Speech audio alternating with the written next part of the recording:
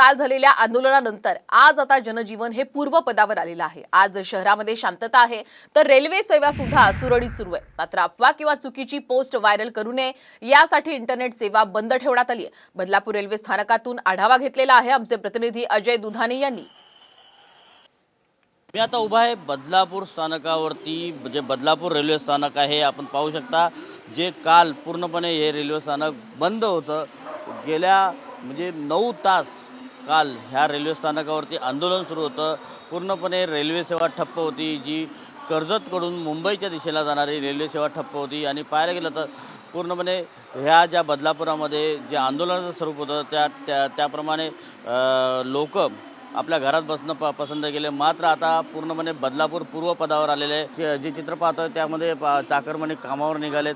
त्याचप्रमाणे जे बदलापूर आता पूर्ववत झालेलं आहे आणि आता जे आंदोलन झालं होतं त्याचा कोणताही परिणाम त्या बदलापुरांवरती दिसत नाही। मात्र जे चिमुकल्यांवरती अत्याचार झाला आहे त्यांना कुठेतरी न्याय मिळावा म्हणून हे आंदोलक पटरीवर उतरले होते आणि 9 तास लोकल सेवा ठप्प केली होती। कॅमेरामन नितीन बोराडेसह अजय दुधाने, साम टीव्ही, बदलापूर। तर बदलापूरमध्ये रेल्वे सेवा या सुरळीत असल्याचं पाहायला मिळतंय। यानंतर वळूयात पुढच्या मोठ्या घडामोडींकडे। आजपासून मवियाच्या जागा